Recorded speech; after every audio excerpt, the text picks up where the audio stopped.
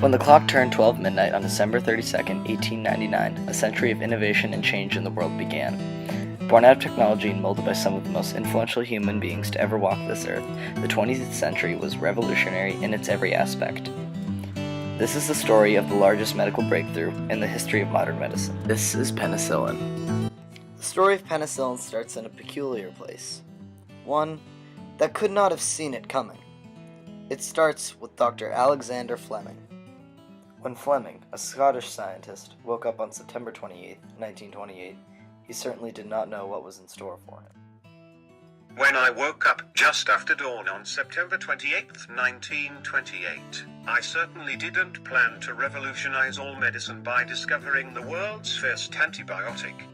But I guess that's exactly what I did. The story goes that Fleming came home from a vacation and found a very messy lab bench with petri dishes containing a mold that would later be named as Penicillin notatum. Fleming was interested by these petri dishes and placed them under a microscope. By pure chance, Fleming noticed these molds prevented the growth of many forms of bacteria, hence the creation of the world's first antibiotic.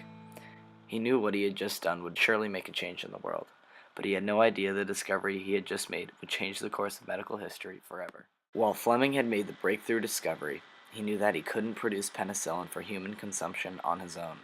Instead, he sent his research to the Oxford University in England.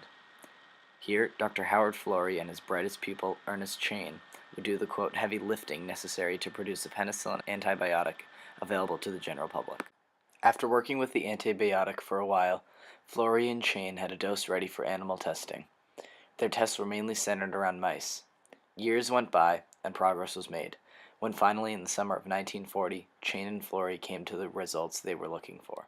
The two gave a group of 50 mice a deadly dose of bacteria known as streptococcus, then gave 25 mice the penicillin antibiotic they had produced. The results were extraordinary, as the 25 mice who were given penicillin were cured of their bacterial infection, leaving the other 25 dead. These results were exactly what institutions such as the United States military wanted to hear.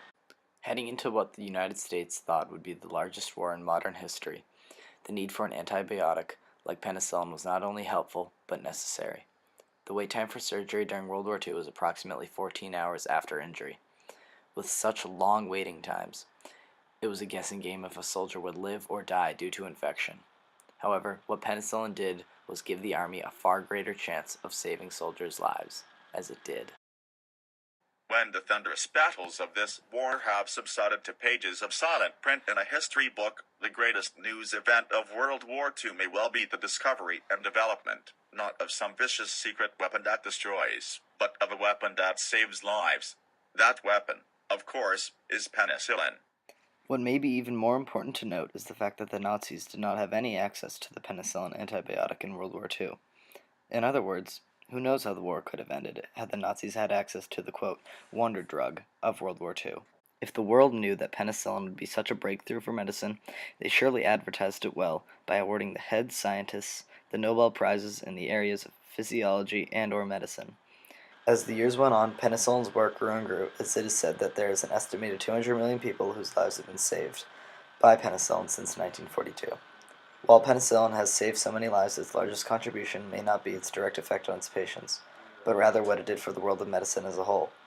In the post-war period, the huge market for penicillin and the problems with bacterial resistance led pharmaceutical companies to search for other naturally occurring antibiotics.